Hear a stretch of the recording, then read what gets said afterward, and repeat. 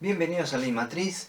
Continuando con el operador Nabla, lo vamos a aplicar a un campo vectorial.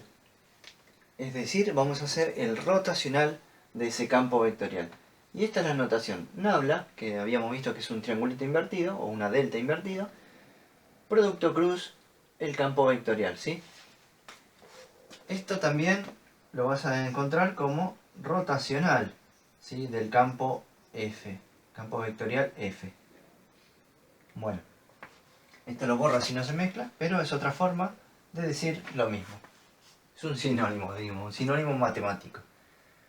Tenemos este campo donde las funciones x y z se corresponden con esto, es decir, esto vendría a ser x, esto vendría a ser y esta vendría a ser la función de z, ¿sí? Y lo que vamos a calcular es como si fuera un determinante que habíamos visto, un determinante de matrices 3×3. Lo que planteamos son estas dos barras paralelas que ya nos indican que es un determinante. Y colocamos en la primera fila lo que sería el vector canónico. Luego las funciones parciales, es decir, las derivadas parciales que tenemos que hacer con respecto a alguna función que iría acá, ¿sí? Con respecto a la variable correspondiente. Y abajo las funciones de x, de y de z. Podemos hacerlo de dos o tres maneras, hay varias maneras. Por ejemplo, la de Sarrus, usando la regla de Sarrus, es decir, multiplicando las diagonales. La diagonal principal, ¿no?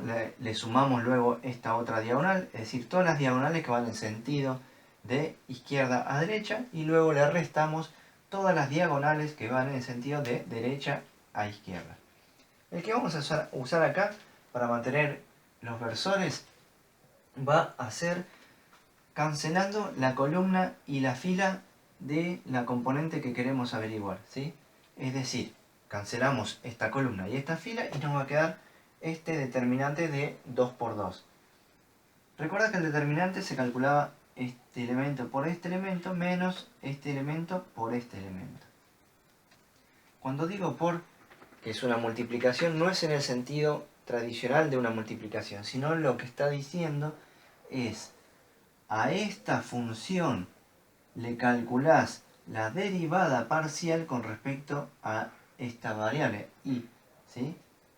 Eso es lo que nos está indicando. Y así a la vez con lo mismo con z, con x. ¿Está bien? Bueno, vamos a hacerlo entonces. Vamos a empezar acá abajo.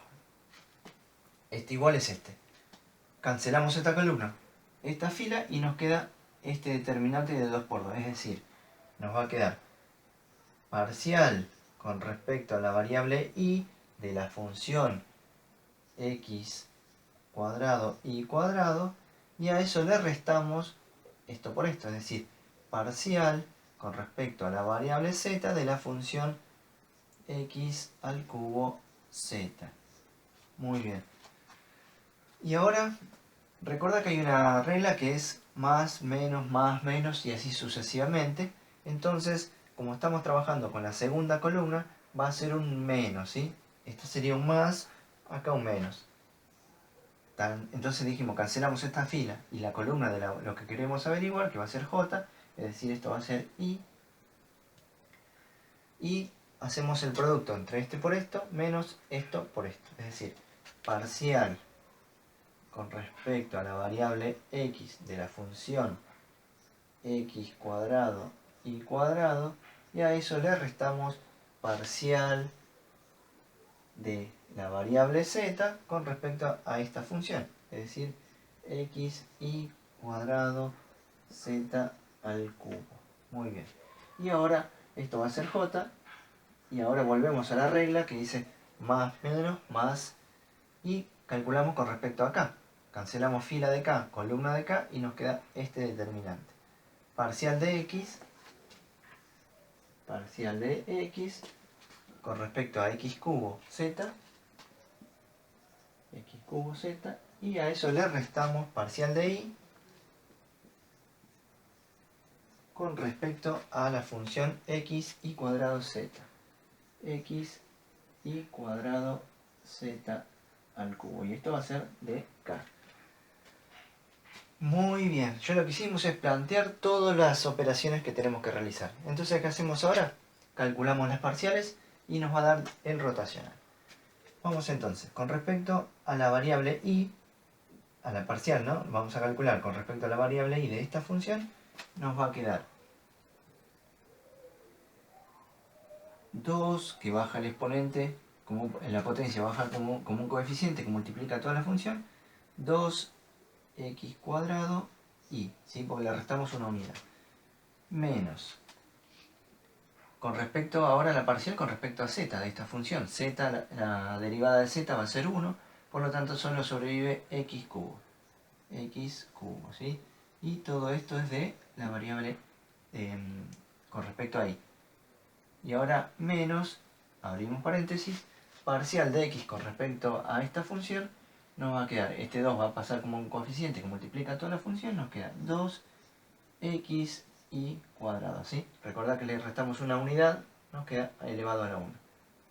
Menos parcial de esta función con respecto a la variable z, que está elevado al cubo, va a pasar como el coeficiente que multiplica a toda la función, x y cuadrado z, restándole una unidad al exponente. Y esto va a ser j. Más paréntesis, y ahora hacemos la última que se corresponde con k, parcial de x, ¿sí? de esta función, nos queda 3x cuadrado z, menos parcial con respecto a y de esta función, nos queda 2x y z al cubo, ¿sí? Y de todo esto de k. Muy bien, en principio este ya sería el resultado, pero vamos a hacer algo, vamos a poner este signo dentro de este paréntesis para que nos quede todo positivo. Entonces va a ser que, ya lo pongo como una respuesta, ¿sí? Que el rotacional del campo F va a ser igual a ¿qué? Esto ya queda tal cual está, nos queda 2x, voy a poner en paréntesis, 2x cuadrado y menos x al cubo, todo esto es de y, más, este menos dijimos que lo pasamos dentro del paréntesis, por lo tanto nos queda menos 2x y cuadrado más 3x y cuadrado z cuadrado, y como lo podemos invertir, nos va a quedar, este menos va a pasar a más, así que queda 3x y cuadrado z cuadrado, y este que está positivo queda como negativo, queda 2x y cuadrado, ¿sí? Y todo esto es j. Más, fíjate que lo que hacemos es cambiar este signo, ¿sí? Cambiar de operación. Y ahora calculamos este. Este se puede realizar algo, cancelar algo, no. Entonces, por lo tanto, queda tal cual está. 3x cuadrado z menos 2x y z al cubo, ¿sí? De k. Entonces, el rotacional del campo vectorial f, compuesto por estas funciones, a su vez es igual a toda esta expresión. O fíjate que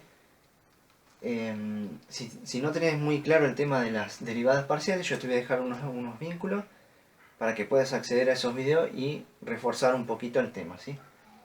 Pero una vez que empezás a calcularlo o realizás muchos ejercicios, vas a entrar en ritmo de poder realizarlos de una manera más rápida y más sencilla, ¿sí?